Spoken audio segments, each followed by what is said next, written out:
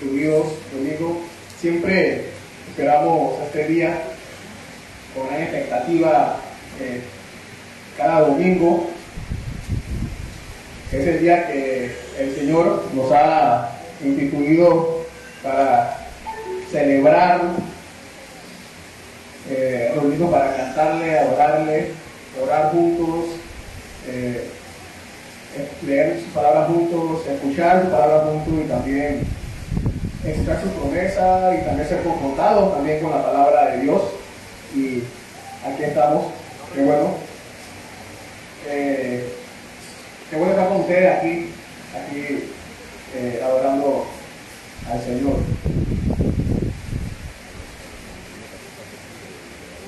Vamos a entonces primera de Tesalonicenses, versículo 3.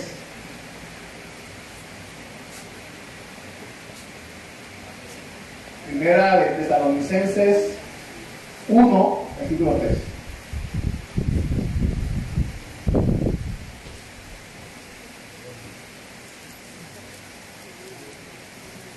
Ese va a ser el texto.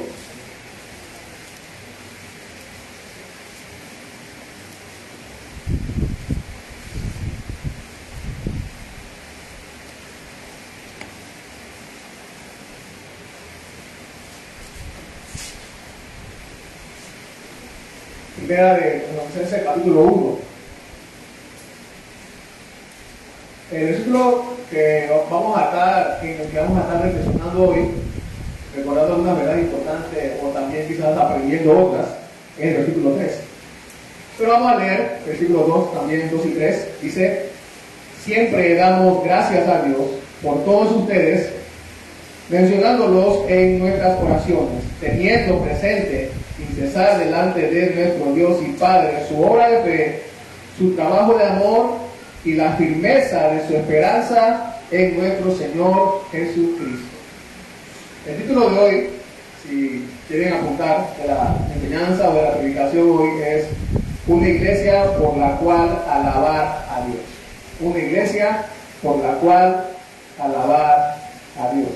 Y precisamente allí en el versículo 2 dice el apóstol Pablo: damos gracias a Dios por ustedes. Damos gracias a Dios o bendecimos a Dios por ustedes. O como dice también otras versiones, alabamos a Dios cada vez que nos acordamos de ustedes. Y también más adelante, en el versículo 8, al final, el apóstol dice: no tenemos necesidad de decir nada de ustedes, o sea, nada malo de ustedes. Entonces, por eso el título de hoy, una iglesia por la cual alabar a Dios. Y una vez más, dice el versículo 3, teniendo presente sin cesar delante de nuestro Dios y Padre su obra de fe, su trabajo de amor y la firmeza de su esperanza en nuestro Señor Jesucristo. Y vamos a ver esas tres virtudes hoy: fe, amor y esperanza. Fe, amor y esperanza, que son las que el apóstol Pablo comienza alabando a la iglesia de Tesalonicenses, de Tesalónica. En el resto del capítulo 1 se van a decir muchas más cosas buenas de esta iglesia. Pero hoy quiero compartir con ustedes solamente estas tres virtudes que eran parte de esta iglesia, que la hacían digna de admiración, de alabanza a Dios por ella. Una iglesia, no sé si han escuchado, una vez leí esta historia, no sé si sería inventada o real, pero dice que una iglesia quería hacer una actividad para recoger fondos. No es extraño eso. Entre sus ideas decidieron hacer una parrillada en la comunidad, después de asado, carne asada y todas esas cosas. Y ese día les fue bien, les fue muy bien. Un mes después, como le había ido bien esa vez, un mes después decidieron hacer la misma actividad para seguir recogiendo más fondos para el proyecto que tenían en la iglesia. Y les fue mejor aún. Un día, a un miembro se le ocurrió que también, como tenía que seguir con más dinero, que podían aprovechar el domingo en la tarde, después del culto, para seguir vendiendo y así recogiendo más dinero. Entonces, llegó a ser tanto el trabajo que toda la iglesia, un domingo posterior, entonces decidió unirse a la gran venta para recoger más fondos y más dinero. Así que ese domingo entonces suspendieron el culto. Entonces, como le fue tan bien, mucho mejor ese domingo, así siguieron durante el próximo mes también suspendiendo diferentes cultos el domingo de mañana para seguir teniendo más y más y más y más. Entonces, para no alargar la historia, hermano, la iglesia de la esquina se convirtió un día en la parrillada de la esquina. Cerraron con la iglesia y se convirtió en negocio. Así le fue a esta iglesia. Le fue entonces aparentemente mejor como parrillada que como iglesia.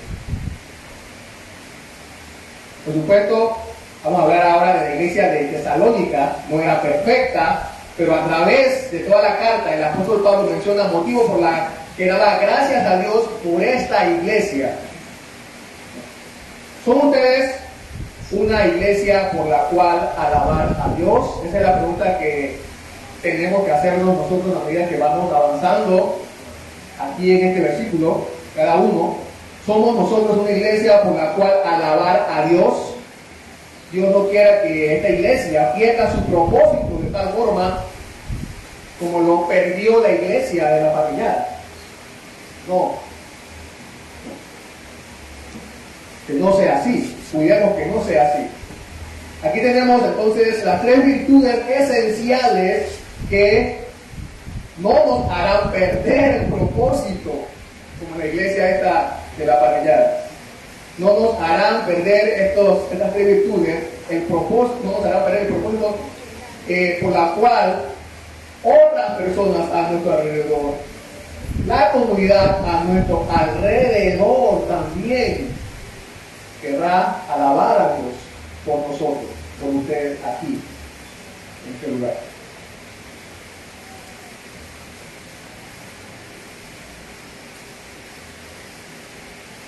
Son entonces fe, amor y esperanza.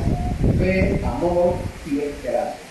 Yo sé que ustedes han escuchado estas tres palabras o estas tres virtudes en otras partes de la Biblia, en lugares como en primera, más adelante en el capítulo 5, versículo 8, también en Colosenses 1:4, también en Colosenses 1:5 también se mencionan estas tres virtudes, también en 1 Corintios 13, fe, amor y esperanza. ¿Se acuerdan? Cuando se habla de que el amor perdurará. Nosotros para la visión, fe, amor y esperanza también. Alguien, hablando de estas tres virtudes, dice como los tres colores principales del arco iris, el rojo, el amarillo y el azul, que representan el calor, la luz y la fuerza. Así también estas tres virtudes proporcionan en su combinación todos así la fe, la esperanza y el amor están en la base, entran en la composición de todas las demás excelencias cristianas y de todo lo demás que nos hace ser la iglesia, una iglesia o la iglesia del Señor Jesús. Fe, amor y esperanza. Estas virtudes son bellas, pero no deben existir únicamente para su belleza. Cuán hermosa es la fe, cuán hermoso es el amor, cuán hermoso es la esperanza. No. Como las flores también, que son hermosas, pero el objeto de la existencia de las flores es dar semillas, dar frutos también. Así entonces, el desarrollo en nosotros, o la operación en nosotros, de estas tres virtudes, fe, amor y esperanza, debe ser glorificar a Dios. Ese es el propósito, glorificar a Dios. Como dijo el mismo Jesús en Juan 15:8, en esto he glorificado mi Padre, en que lleven mucho fruto. Ese mucho fruto lo componen fe, nuestro amor y nuestra esperanza. Así es como llevamos mucho fruto, mientras manifestamos esas tres virtudes en nuestro vivir. Algunos comentaristas creen que esta carta fue la primera carta que el apóstol Pablo escribió. Y entonces, si pensamos que es así, entonces tiene mucho sentido hablar de la fe, el amor y la esperanza. La fe, el amor y la esperanza. No es casualidad. La fe es el comienzo de la vida espiritual, como vamos a ver, y su desarrollo. La fe es el comienzo de la vida espiritual. El amor es la extensión de nuestra vida espiritual. Y la esperanza es el cumplimiento final de nuestra vida espiritual. Fe, amor y esperanza. ¿Qué tiene una iglesia por la cual alabar a Dios? ¿Qué tiene una iglesia? ¿Cómo es una iglesia por la cual alabar a Dios? ¿Qué tiene, una iglesia por la cual alabar a Dios? Tiene, número uno, entonces, fe. Una fe genuina. Tiene fe. Esa era el apóstol Pablo alaba a esta iglesia por su fe. La fe que ellos tenían. Y cuando habla de fe, se refiere entonces a una fe verdadera. Usted tiene una fe genuina. Y le damos gracias a Dios, alabamos a Dios por la fe genuina que ustedes mantienen. Y la fe a la que el apóstol Pablo se refiere aquí no es una fe en Dios para que las cosas vayan mejor. No es ser positivo. O sea, no es la fe a la cual el apóstol Pablo se refiere aquí. Ser positivo. No es esa fe. Aquí fe se refiere al Evangelio.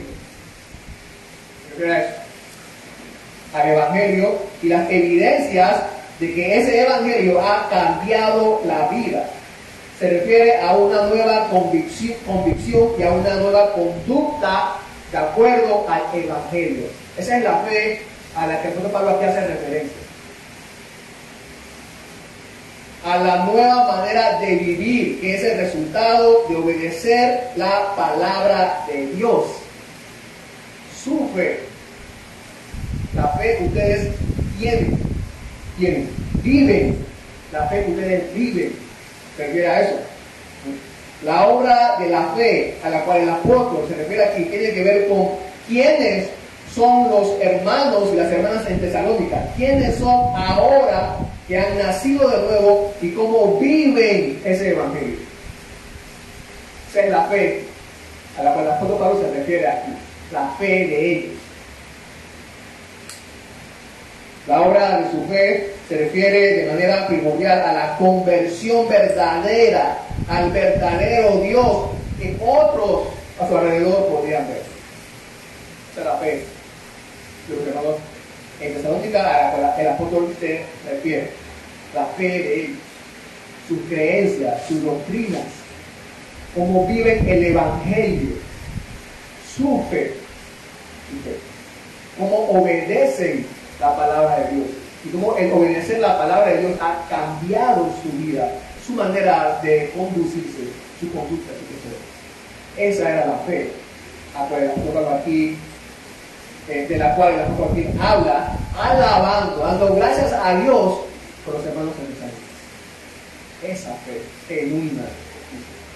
En la Biblia, tenemos que recordar, hermanos y hermanas, que en la Biblia, para primeramente tener fe, la verdadera fe, la que Dios da, precisamente, es así. Dios tiene que darla. Dios tiene que darla. La fe en sí misma es una obra de Dios. Es Dios quien la da, es Dios quien la produce. Es Dios quien la da. Nosotros, nadie nace con la fe genuina de la que el apóstol Pablo está hablando aquí.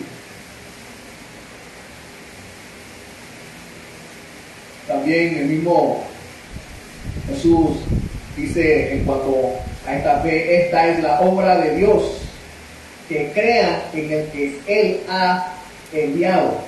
Esta es la obra de Dios, que crean, que pongan su fe en el que Él ha enviado. La fe, una vez hermanos, es una vez más, es una obra en sí misma, es una virtud activa de adentro hacia afuera. Comienza adentro y se manifiesta afuera. Es expresada, como dije, es expresada por cómo vivimos. Él nos la da, nos la pone en nosotros adentro y la manifestamos, la expresamos en cómo vivimos. Se origina en nosotros por el poder de Dios y crece en nosotros, pero también su crecimiento en nosotros debe ser, si es genuina, evidente a lo que nos rodea. Por eso el apóstol alaba a Dios con la fe de los hermanos en Tesalónica.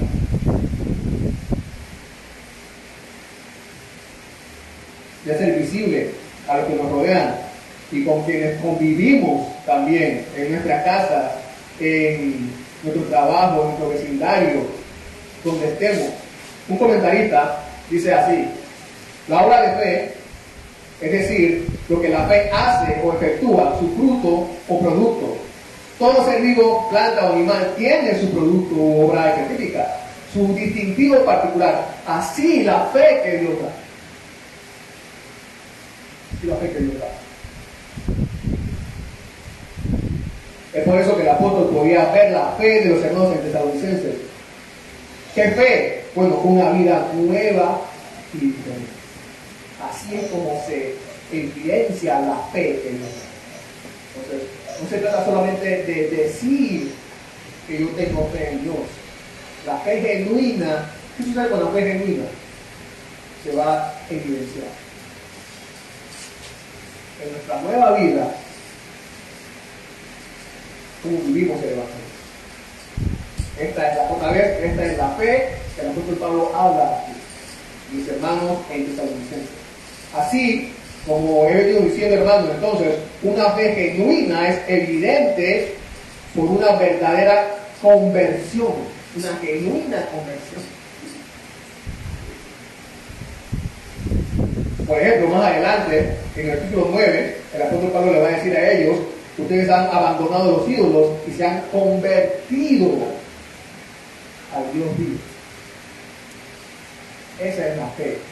Así era la fe de los hermanos en no se tiene una verdadera fe, sino lo que entendemos del artículo 9, no se tiene una verdadera fe en sentido pleno, si no se vuelve hacia Dios y se aparta del pecado. Otra vez, no se tiene una verdadera fe si uno no se vuelve a Dios y se aparta del pecado. Esa es una verdadera fe. Una verdadera fe genuina, entonces, podemos entender que, y tenemos que recordar, como dice aquí, que una verdadera fe, entonces, produce un cambio. Resulta en cómo vivimos. Lo que hace la fe es hacernos y andar dignos de Dios, que nos ha llamado a su reino y su gloria, como lo dice también en el siguiente capítulo del apóstol Pablo a los tesalonicenses. La fe genuina también entonces se evidencia por la progresión de la santidad, en ese mismo sentido, por la progresión de la santidad. Dios da esta fe, Dios nos da esta fe, y es por eso que el apóstol ora a Dios que los afirme en santidad más adelante en el capítulo 3. Que los afirme en santidad mientras aman a los demás y esperan al Señor Jesús. Mientras aman a los demás, mientras esperan al Señor Jesús, el apóstol Pablo ora para que sigan creciendo en santidad, porque esa es la verdadera fe. Aunque esta obra de fe puede no expresarse siempre en una acción externa, siempre estará trabajando internamente en nosotros. Siempre, desarrollándose internamente en nuestra alma, en nuestro corazón, produciendo autopurificación, produciendo santidad, con autoconsagración, sacrificio. O sea, otra vez, santidad. Viviendo en santidad. Esa es la verdadera fe. Que no solamente aquí nos recuerda el apóstol Pablo, que dice a los tesalonicenses, sino también a través de toda la Biblia, a través de los escritos del Nuevo Pacto. Esa es la verdadera fe.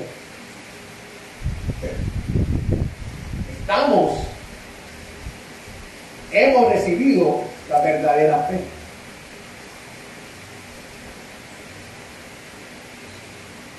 Así que una verdadera fe, según la Biblia, se muestra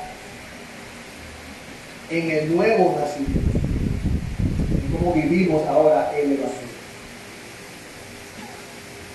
Aquí tengo apuntado precisamente algo de la Confesión Bautista de Fe de 1689, de nuestra confesión. Seguro que ya lo vieron, de la fe salvadora, no sé si se acuerdan. Pero fíjense lo que dice así nuestra confesión, lo dice de esta manera, así.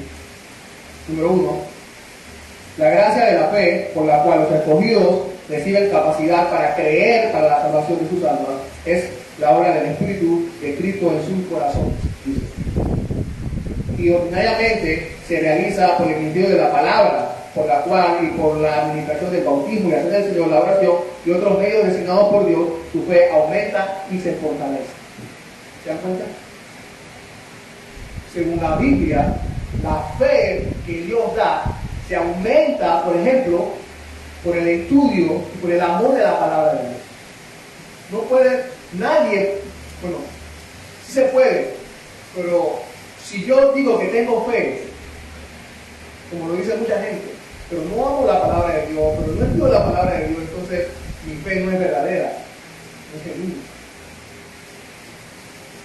Por esta fe, el cristiano cree que es fidedigno todo lo revelado de la palabra por la autoridad de Dios mismo, y también percibe en ella una excelencia superior a todos los demás escritos y todas las cosas en el mundo, pues muestra la gloria de Dios en sus atributos, la excelencia de Cristo en su naturaleza y oficio, y el poder y la plenitud del Espíritu Santo en sus obras y operaciones.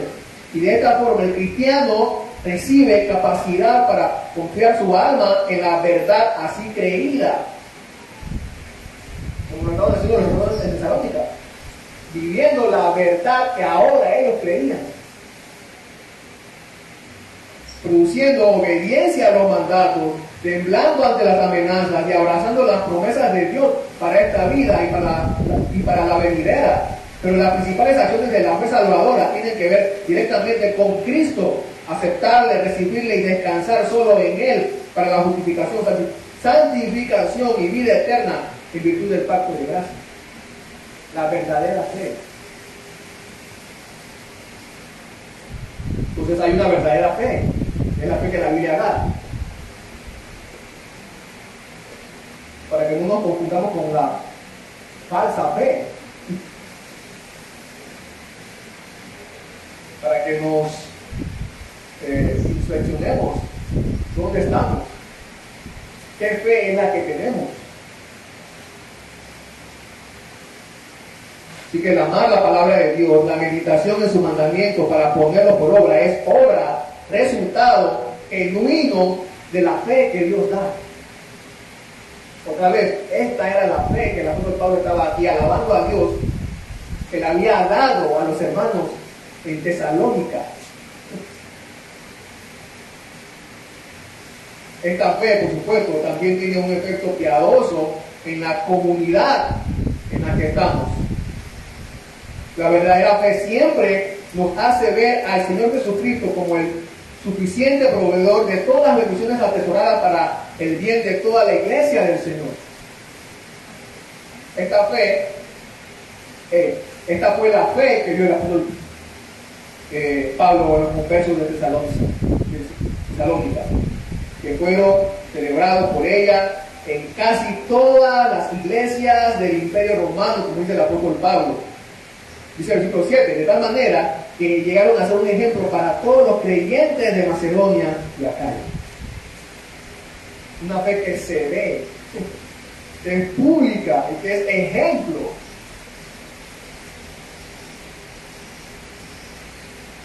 Además, esta clase de fe se demostrará al no quedarnos con ella para nosotros.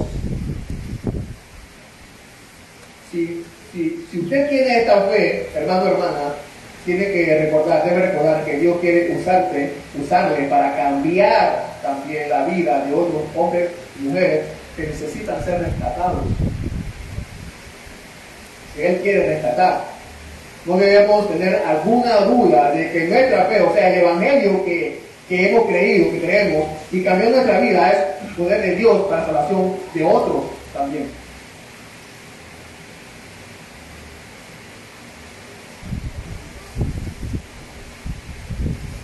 Aquellos que viajan por los desiertos se encontrarán a menudo sin agua. Los pozos secretos se descubren en su mayor parte por el verdor que se nutre de su presencia, se ve hacia lo lejos.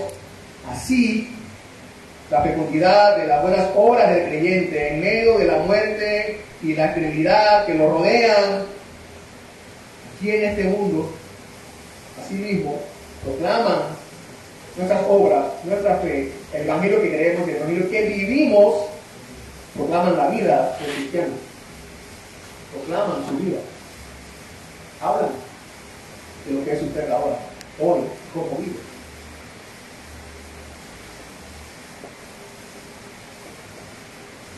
Recuerde también, hermano, que la fe, por eso, la fe es fruto.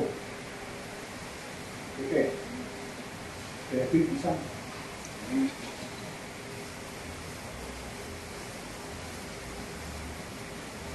Entonces, hermano, hermana, ¿tiene usted esta fe? ¿Tiene usted esta clase de fe?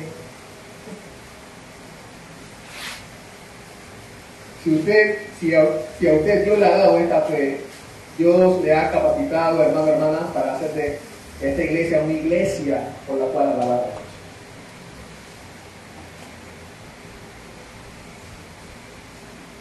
También, allí el apóstol Pablo menciona la segunda virtud, que es el amor. El amor. Teniendo presente, dice, su trabajo en amor. Trabajo en amor.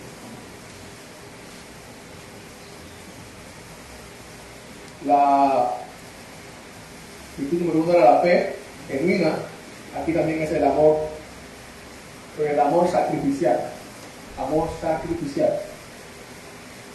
Aquí otra vez el apóstol Pablo no se refiere como el amor mostrado a Dios a través de palabras o cantos a Él,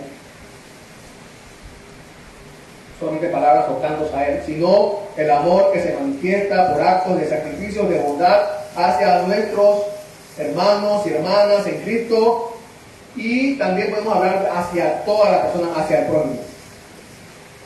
Un amor sacrificial. Aquí el apóstol Pablo dice trabajo de amor.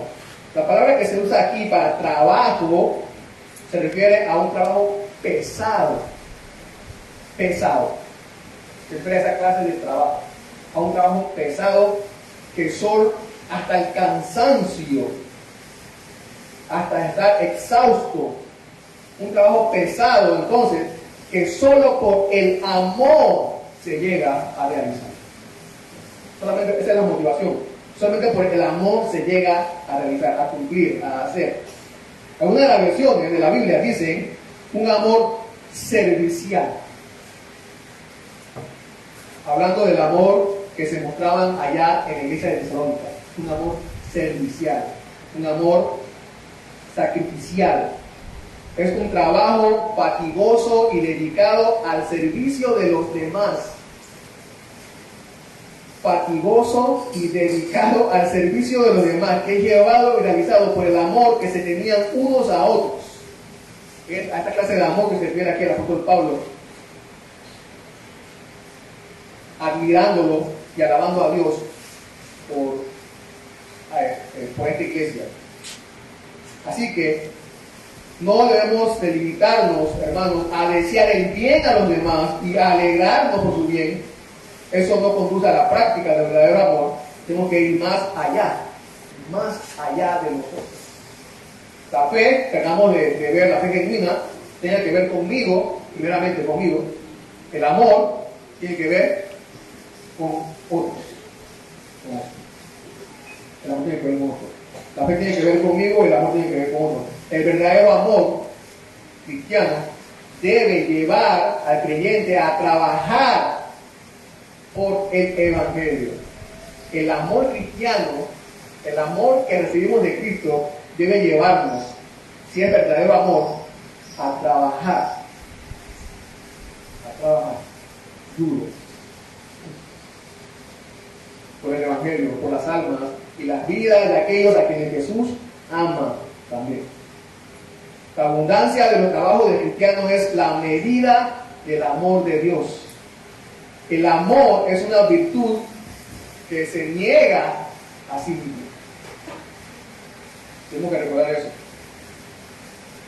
Y donde existe, en la medida de vida, nos impulsará, no solo a sacrificar la comodidad y el interés propio, sino incluso a dar su propia vida por los demás.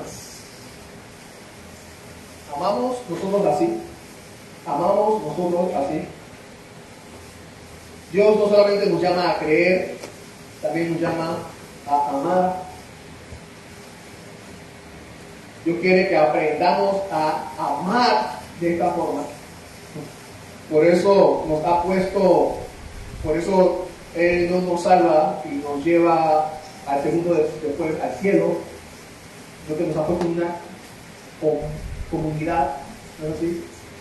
Para que aprendamos a amar de una manera sacrificial.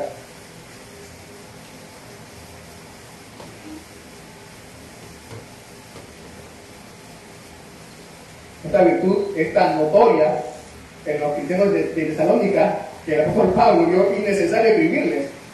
En el capítulo 4, el versículo 9 dice: pero en cuanto al amor fraternal, no tienen necesidad de que nadie les escriba, porque ustedes mismos han sido enseñados por Dios a amarse unos a otros. No tienen necesidad de que yo les escriba o que alguien más les escriba sobre el amor. ¿Qué iglesia? ¿Qué iglesia? Con razón, el apóstol Pablo dice: le doy gracias a Dios por ustedes. Alabo a Dios por ustedes. Estaban tan enseñados por Dios mismo respecto a todos sus deberes y oficios que no se podía añadir nada más a ellos, sino solo exhortarlos a abundar más y más. Sigan así como van bien.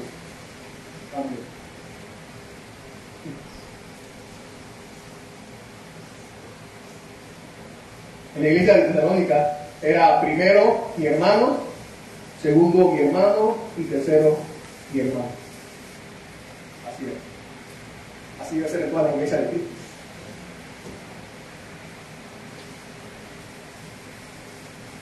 Los cristianos en Tesalónica estaban llenos de estos trabajos. Su vida en la iglesia se había convertido en una labor de amor. Una labor de amor.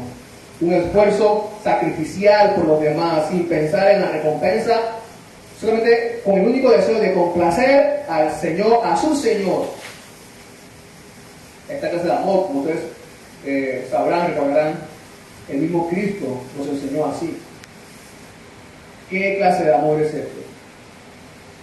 ¿Qué clase de amor es esto? Bueno, el que hace que carguemos con las necesidades de los demás, esa es la clase de amor que el apóstol Pablo aquí se refiere y alaba.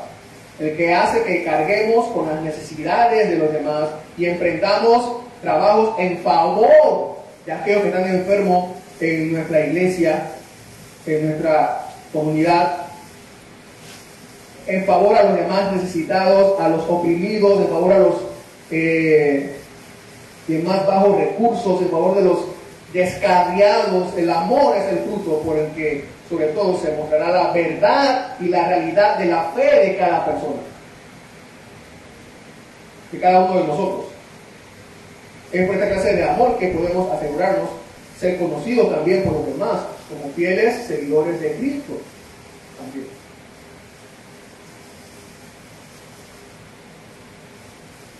Si no lo tenemos, todo lo demás entonces que podemos tener carece de sentido, de valor ante los demás.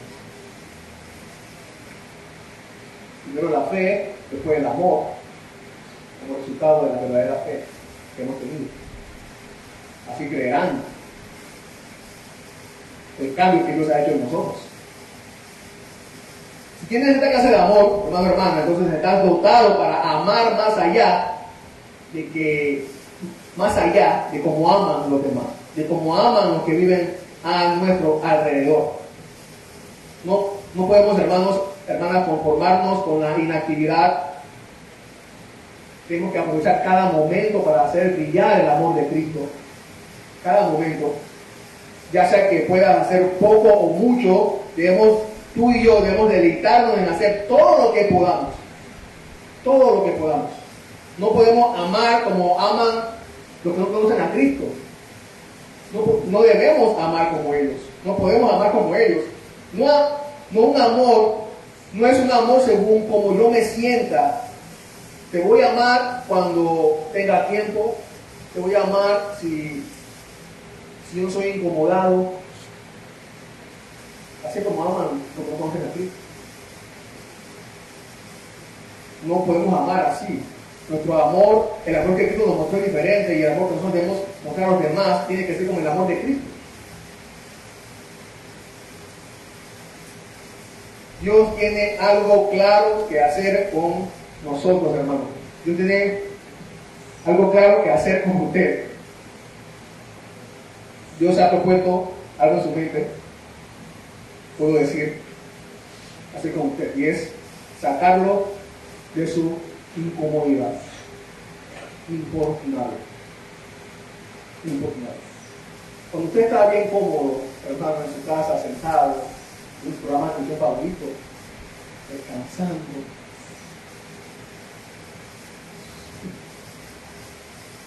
Dios, cuando usted está bien cómodo allí, Dios, no el diablo, sino Dios, le va a enviar un problema,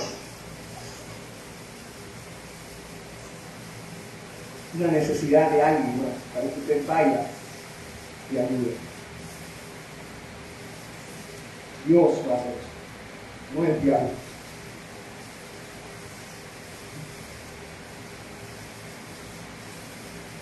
Todos somos llamados a amar de esa manera y aprovecharlo.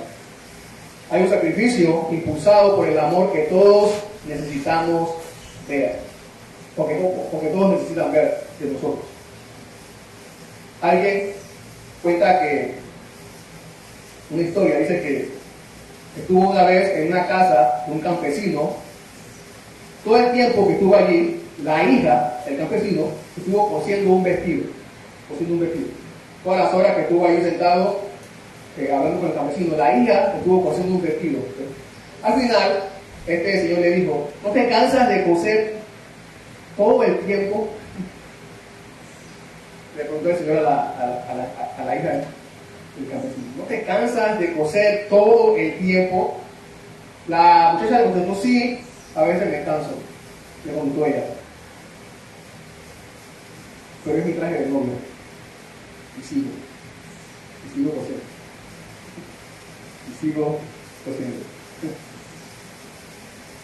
El trabajo que se hace por amor, hermano, no se detiene. El trabajo que hacemos por amor no se debe detener. Dios siempre tiene una oportunidad más para nosotros, para completar esta clase.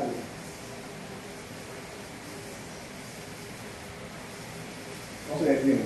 No nos detengamos.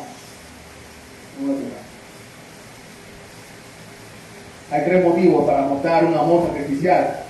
3 motivos para mostrar esta clase de amor sacrificial. Toda necesidad que Dios, por su soberanía, pone delante de nosotros, vale la pena que la cubramos. Número 1, vale la pena hacerlo. Número 2, Dios vale la pena ser servido. Tenemos que recordar eso. Dios vale la pena ser servido. Y la 3, las almas valen la pena ser restauradas también. Practicar entonces, hermanos, hermanas, esta clase de amor es lo que nos hace ser diferentes a nuestra sociedad. Jesús dio su vida para crear una iglesia. Jesús dio su vida para crear una iglesia. Debemos nosotros dar nuestra vida a todos los demás para mostrar que somos esa iglesia.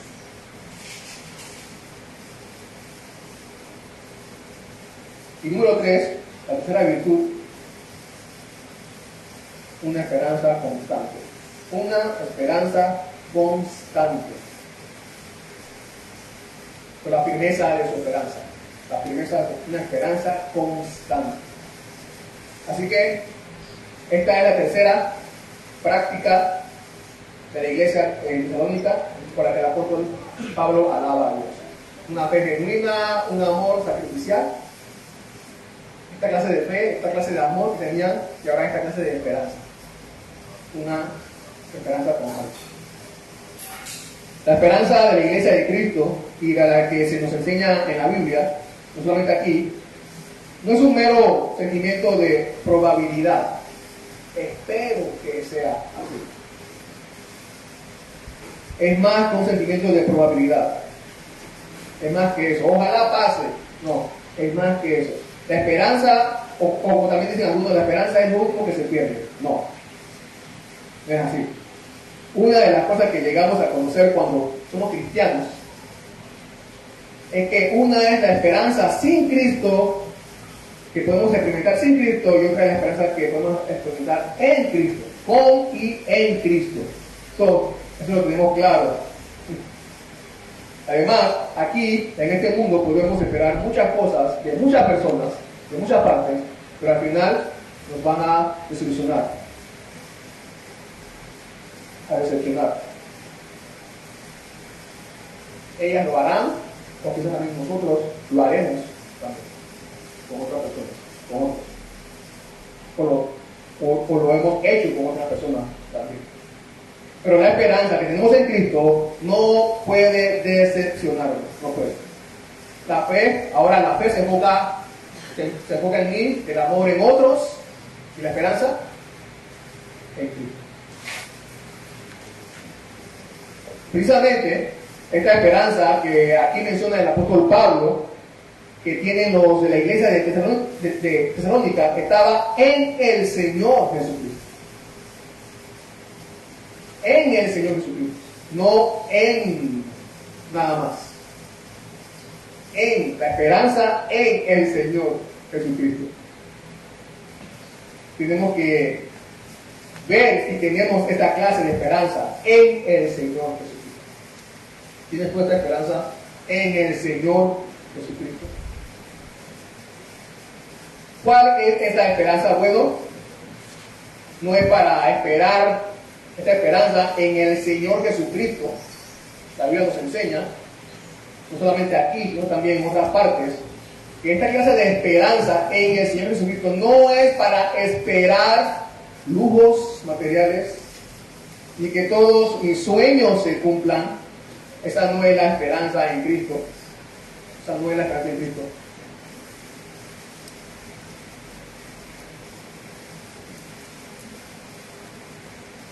En una parte de la Biblia se nos enseña tal esperanza que Cristo da. No es así. Sí, es verdad, la esperanza del cristiano se basa en lo que Él ha prometido, pero Él no ha prometido estas cosas, ni lujos materiales, ni cumplir sueños de nadie aquí en este mundo. Esa no es la esperanza. Él nos ha prometido prosperidad aquí en esta tierra. Esta esperanza es una certidumbre con respecto a aquello que va a venir en el futuro. La esperanza del cristiano son las promesas que Dios ha hecho de bienestar para siempre, para todo aquel que en Él cree, cuando Él regrese por su iglesia. Ahí está nuestra esperanza. Cuando Él regrese por su iglesia, por nosotros. El apóstol Pablo la llama la esperanza en nuestro Señor Jesucristo, porque en Él, es tan segura Porque en Él, en Cristo, todas las promesas, como dice Romanos, de Dios son sí y amén. Por eso podemos estar seguros. Vemos entonces que no es cualquier esperanza. No es cualquier esperanza. No podremos, hermano, hermana, no podrás encontrar ninguna esperanza igual fuera de Cristo. Esta es la esperanza de los hermanos en Tesalónica. Y por constancia allí, o por firmeza, se entiende esta constancia que permanece invencible en las pruebas y en las persecuciones. La palabra, literalmente, constancia o firmeza allí se refiere a soportar o aguantar estando abajo. Se refiere a eso. Firmeza, constancia. A soportar, a aguantar estando abajo de algo. Que pesa, por supuesto.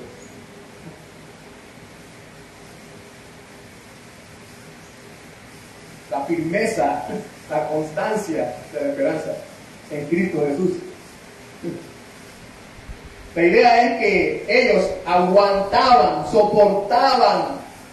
Los hermanos en Tesalónica soportaban, aguantaban, estaban aguantando, soportando y estaban dispuestos a soportar y aguantar cualquier dificultad, por más pesada que fuera, por la esperanza que tenían en Cristo Jesús. Aguantar, soportar.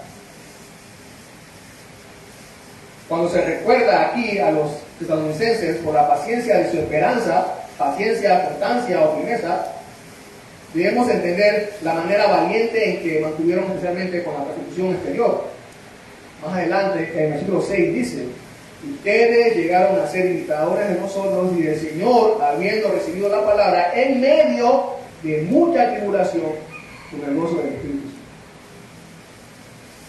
En medio de mucha tribulación, paciencia, constancia, firmeza en la esperanza. O sea, que tal era la esperanza que los tesalonicenses habían manifestado, y en la que se habían alegrado mucho, incluso en medio de todas las aflicciones. Se habían alegrado con gozo en medio de todas las aflicciones. Así que no es una esperanza que nos lleva a aguantar porque no nos queda de otra. Ni modo, no, esa clase de qué tragedia. Bueno, aquí estamos. No esa clase de paciencia de la esperanza ni constancia en la esperanza, no. Esta esperanza nos hace aguantar, soportar, tener paciencia con una sonrisa de gozo, porque es en Él.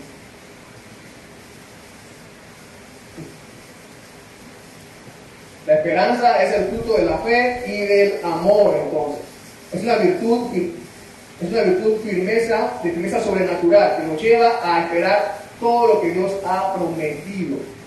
No importa el mucho tiempo que tengamos que esperar, y a cumplir todo lo que Dios nos ha exigido en la mayor medida posible, y a sufrir todo lo que Dios ha ordenado que suframos, con la esperanza de una recompensa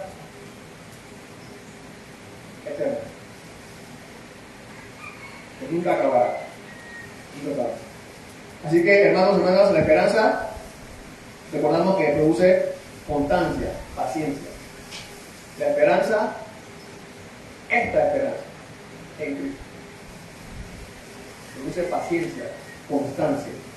Si tenemos la esperanza, sentimos que vale la pena esperar. Donde no hay esperanza, no hay paciencia, constancia, no hay, sino apatía, imprudencia, tragedia, confusión. Esto me recordó al gobierno de las veces, ¿no? Con los cierres de calles, ¿no? En Chiriquí, en Pacora, en Veraguas. Que la gente, que ahí se mostró una vez más, y se seguirá mostrando con el pueblo, que la gente no tiene esperanzas, o que en este mundo no hay esperanza. No hay esperanza en este mundo, el mundo no hay esperanza en el gobierno. No hay, ni habrá. justamente confusión, desesperanza, eso sí.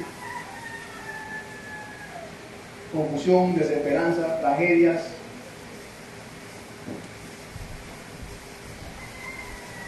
Pero nosotros tenemos una esperanza en Cristo. Es más, nosotros hasta tenemos cantos que hablan de nuestra esperanza. Una de las cosas que nos hace reunir aquí a nosotros es que vinimos a cantar de la esperanza que tenemos en Cristo. Ese es el tema de nuestras canciones. La esperanza que tenemos en Cristo. El único tema de todas nuestras canciones es la esperanza que tenemos en Cristo. Cantamos de eso. Hoy cantamos de eso. Y siempre vamos a cantar de eso. Contrario a no se hicieron los cantos, hablando de los cierres de calle o el pasado, no se hicieron los cantos, cantaban en las calles, eran puros cantos de dolor, de tristeza, de tragedia, no puedo más, seguro no sirve.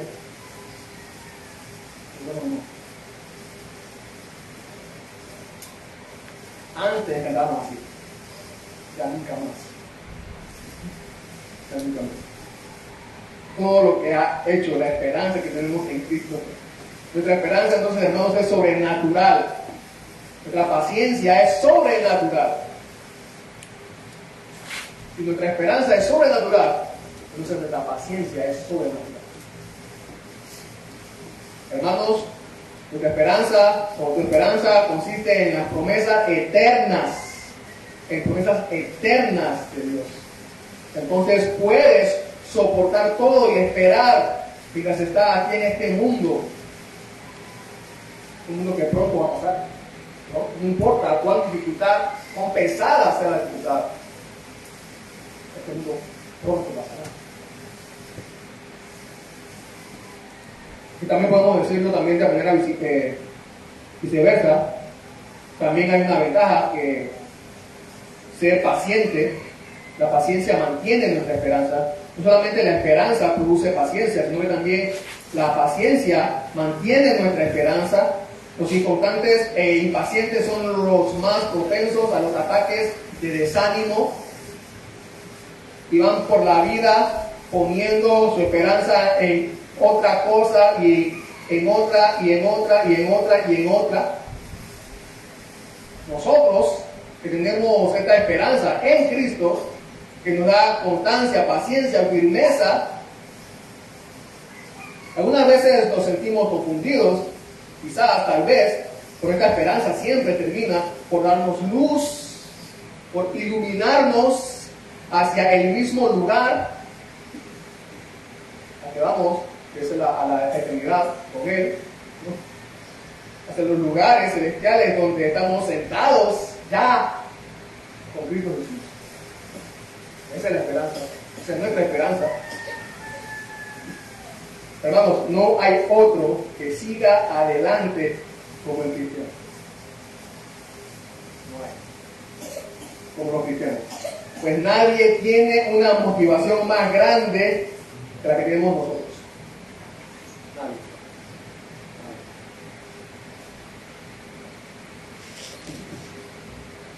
Así que, hermanos, soportemos. Paciencia, hermanos, paciencia. Paciencia, hermanos, soportemos, paciencia. No nos espera algo perecedero. No nos espera algo que se puede oxidar mañana o que se puede destruir después. No esperamos nada así. Nada así es lo que nosotros estamos esperando. Nada así es nuestra esperanza. Así que, hermanos, hermanas, iglesia, soportemos,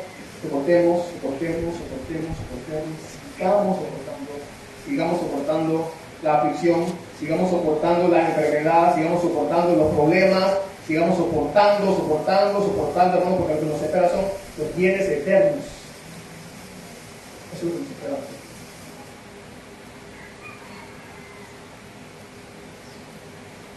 Como la iglesia, como los hermanos en Tesalónica. ¿Se han dado cuenta que Que no he dicho simplemente tú puedes, tú puedes, tú puedes. Porque ese no es el mensaje de nuestra esperanza. La fuerza está en ti, tú puedes. No. Es porque la esperanza es en Él y de Él. Y la esperanza que Él ha puesto como un ancla inmovible en nuestro corazón. Es por esa esperanza que nosotros podemos resistir hasta el final. Por eso. Esa es la esperanza.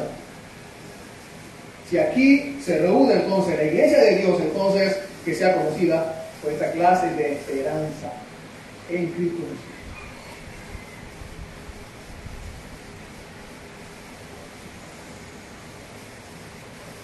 Un pastor dice así: la fe se aferra a lo que he recibido de Cristo, de Dios.